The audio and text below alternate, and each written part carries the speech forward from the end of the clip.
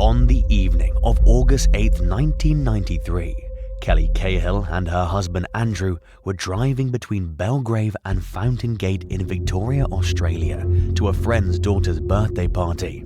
The road was dark, quiet, and 2 hours long. At around 7 p.m., their car was moving through a quiet area at the base of the Dandenong Mountain. While driving, Kelly suddenly noticed something in the sky that looked like a blimp far away. But as they got closer, Kelly saw it wasn't a blimp. Instead, it was a flat circle or disc floating above the trees. This disc gave off a strong orange light. She barely had time to point it out to Andrew before it disappeared so quickly. Andrew thought it was a helicopter or some kind of government stuff. Didn't care, just looked straight ahead and kept driving. Kelly felt confused and scared since it suddenly appeared out of nowhere on a quiet night with a crazy orange light. Well, what she saw was more terrifying than she could have imagined. And 3 hours later, after the party, when they were heading home, that disc-shaped light was back again. It all started on the 8th of 1993. Kelly Cahill was 27 at the time. As darkness fell, they were driving to Cahill's friend Eva's daughter's 18th birthday party near the Dandenong Mountain between Belgrave and Fountain Gate. The road was dark, quiet, and took 2 hours to travel. They didn't talk much, just listened to the radio. She was mostly occupied with looking out the window. As they passed by a field, she noticed a ring of orange lights. It was the first time she ever thought she'd seen something out of the ordinary. She hesitated to mention it, thinking he's just gonna dismiss it. But a few minutes later, she said, "I swear I saw a UFO." Andrew said, "Don't be silly, it was probably a helicopter." She countered, it wasn't making any noise though, and wasn't even on the ground. It was hovering about 2 meters above the trees.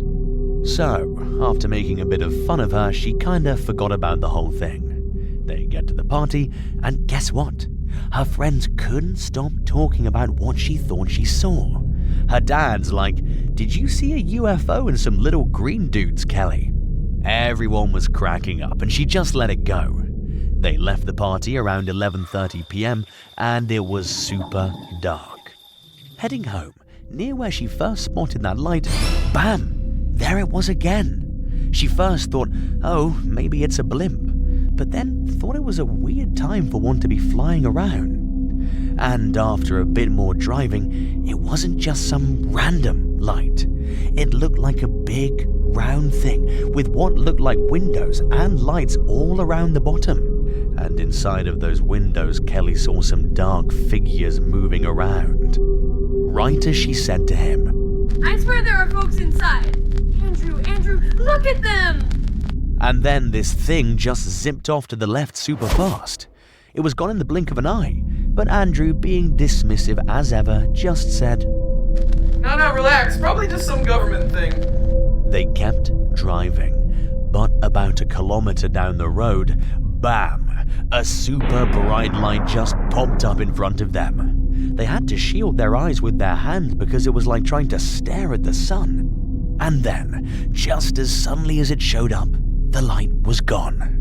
Then all of a sudden, they were further down the road than they remembered being, and Kelly said, "Oh wow, what just happened? How did we get here so fast? We weren't supposed to be here.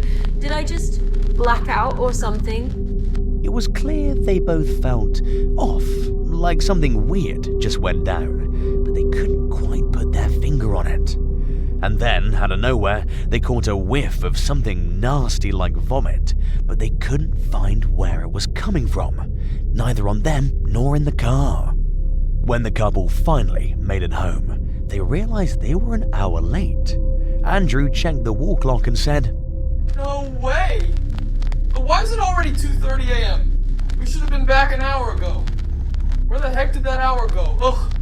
Then, in another room, while trying to get some sleep, Kelly spotted something weird. Right below her belly button, there was a trippy triangle mark like some kind of tattoo. It was red and each side was about 10 millimeters long. It looked like a few layers of skin inside the triangle had been burned off. They were really tired, so they didn't overthink things. But the next day, Kelly started bleeding. She felt like something was wrong. For the next few days, she had a really heavy period, even though she wasn't supposed to. To make things worse, she got killer headaches every day for like 6 weeks. When she finally saw some doctors, they found an infection in her womb. They did more tests on her, like sonograms, but couldn't figure out what was wrong. They even did CAT scans to see if there was any damage, and they found nothing. So, a few weeks later, on September 16th, they were hanging out at a friend's place, and the topic of UFOs came up. In the middle of the conversation, Kelly's husband dropped this bombshell, saying, Guys, if you'd seen what Kelly and I saw, you'd totally believe. Kelly was like, Huh? If I'd seen something that crazy, I'd remember. she had totally forgotten about that UFO in the middle of the road. It was like her brain just erased it. She spent days trying to remember because she knew he wasn't the type of guy to make stuff up. They went to their friend's house again on 1st October, this time for her other daughter's birthday. And on the way that night, they took the same road. As they passed a certain spot, Kelly was overcome with an intense feeling of terror. Out of nowhere, she started recalling the past events, and by the next morning, she had remembered almost everything. All these crazy things that happened. Stuff so wild that both UFO nerds and doctors were completely mind-blown. What she found out would stick with her forever. Not just in her mind, but on her skin and even in the ground where it all went down. What are your reactions to the hearings? We had public congressional hearings about the possibility that we have an unexplained phenomenon happening on Earth that should be investigated by the government that some people are saying is evidence of aliens. Yeah, so there's a lot, the universe brims with mystery. Just because you can't explain something doesn't mean you can explain it. That's what... One more time. So, they actually drove right into that bright light. It was a field and was massive, like the size of a house, or maybe about 50 meters. Kelly and her husband got a clear view of this enormous craft. It was right there on the ground in a gully area. She asked him to stop the car, and they both hopped out. Kelly was telling herself, "This is real. You're totally conscious. It's happening. It's real." They crossed over the road, hopped over the gutter, and walked up. But they weren't the only ones checking out this bizarre object. Kelly looked down the road, and there was another car. There was a guy and 2 women in the closest car, and then another guy traveling alone in the one further away. So, they're just standing there, staring at this thing for like 30 seconds. Out of nowhere, this black figure shows up in the field in front of the object. It's huge, like 7 feet tall. Kelly tried to send some thoughts, like telepathically, but it just freaks her out. Its eyes started glowing red, and even from about 150 meters away, it was like glowing stoplights. And then, out of the blue, Kelly heard in her mind its thoughts. Let's kill them. Kelly starts screaming at her husband. They've got no souls. They are evil. All of a sudden, there are a bunch of them in the field, and they start coming toward them. Faster than any dude can run, and they're gliding above the ground. Then, these figures split up. Some of them head towards the other people, like 2 or 3 of them, and the rest start coming at Kelly and Andrew. Kelly is screaming her lungs out at the other folks down the road. Then suddenly, something hits Kelly in the stomach, like a really hard punch, and she goes flying backward. She's on her back on the ground trying to catch her breath. She sits up with her head between her knees, all dizzy and disoriented. Then she hears her husband saying, Let go of me, you motherfucker! He's freaked out, and she's never heard him like that. Then one of those figures said, We don't want to hurt you. Why'd you hit Kelly then? Kelly starts screaming. Don't listen! They're gonna steal your souls. She's got her head between her knees, feeling really sick.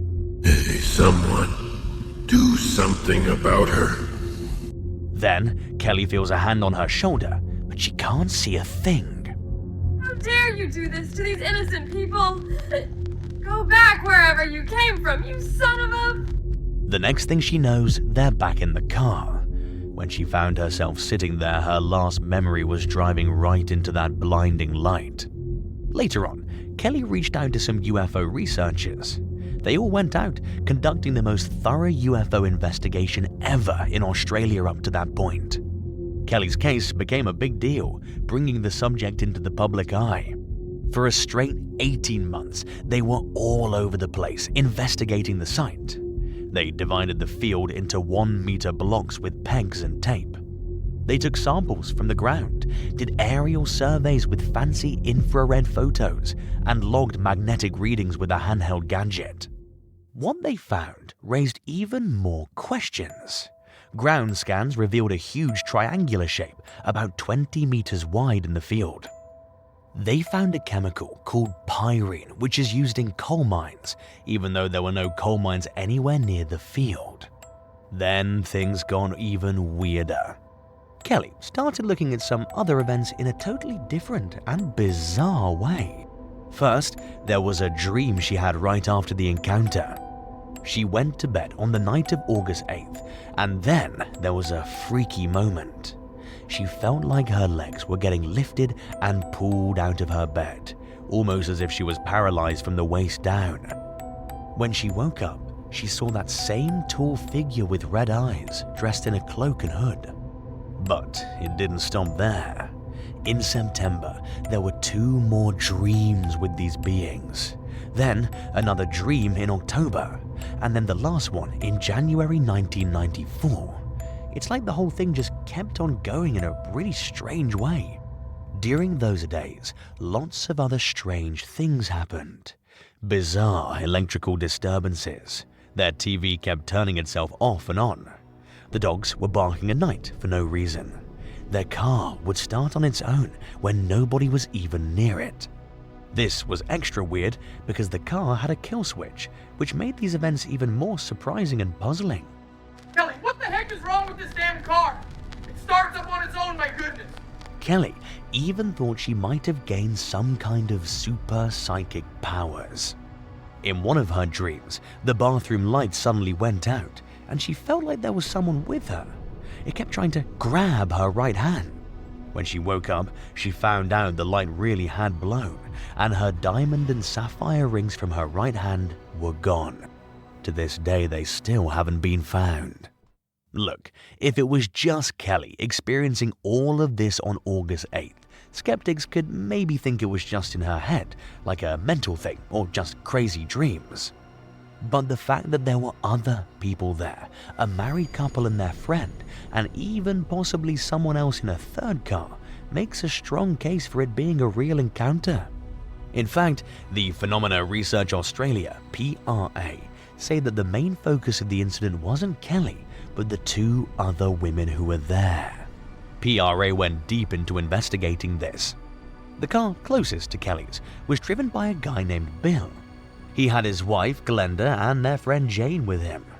There was another car parked a bit further away, about 30 meters from Bill's, and it belonged to a government law department employee named Dave. All of them, except for Andrew, made illustrations of what they'd seen. And guess what?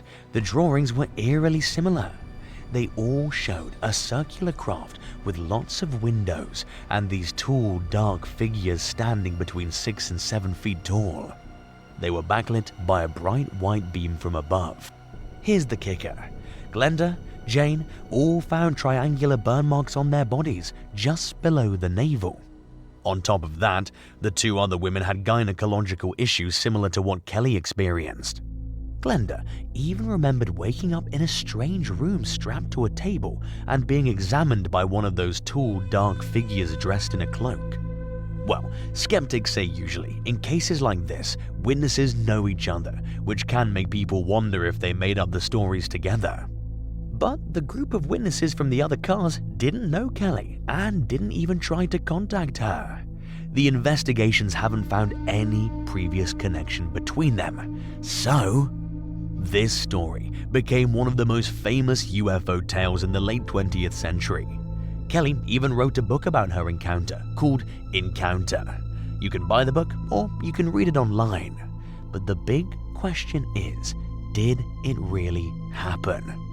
The thing that's kind of weird about this story is that while Kelly's the main character and tells the story, we don't hear from the other witnesses, especially her husband Andrew, Dave, and Bill. PRA stated that these men had only limited involvement, and it seems they've chosen not to appear for some reason, but okay, fine. And what about the two other women PRA mentioned who supposedly had a triangle mark? They never really came forward to show it to the public, so it's a bit of a mystery, and it feels like the PRA is the only one who witnessed these things. They mentioned that they also interviewed these women. They claim they got inside the craft and were then strapped to a table and examined by the beings. I know, it sounds far-fetched. John Orcetto, who was the director of PRA at the time after these interviews, then started working on a comprehensive 300-page report that was supposed to uncover the truth. However, to this day, that report has not been released. Mr. Chalker wishes he hadn't passed the case to PRA back in '93. This was a mischance, no doubt about it. I've come across plenty of signs indicating that the investigation happened, but sadly, they didn't want to let the information out. As for Kelly Cahill, her story gained significant media attention. She appeared on TV in the 90s to share her encounter story. By 1996, she had become a prominent figure in the UFO community, participating in talks and conferences. Mr. Chalker said that her story hasn't changed since it happened. But some people who've seen her speak at conventions have claimed that details have evolved over time. For instance, she initially said that dark figures appeared after the UFO incident. Still, later on, she added to her story, suggesting that these figures appeared 2 years before the incident while she was pregnant. But by 1998, Miss Cahill had disappeared from the scene, and none of the other witnesses, including her ex-husband Andrew, had come out publicly to back her story. I get it, the story sounds wild, but wild doesn't mean it's false. It's been almost 30 years, and not a single person has come forward claiming they were part of a hoax. While it's unclear how Miss Cahill feels about all of it today, for many UFO enthusiasts, her case is either the one that got away, or worse, another one that never really was. And for those of you who believe it's true, and those who think it's a hoax, well, both of you can't be proved wrong. Thank you for joining me today. I'm Elle, and I hope you found this video valuable or at least a bit entertaining. If you did, please do me a favor by subscribing, liking, and commenting. It means a lot to me. Until next time, stay safe and stay smart.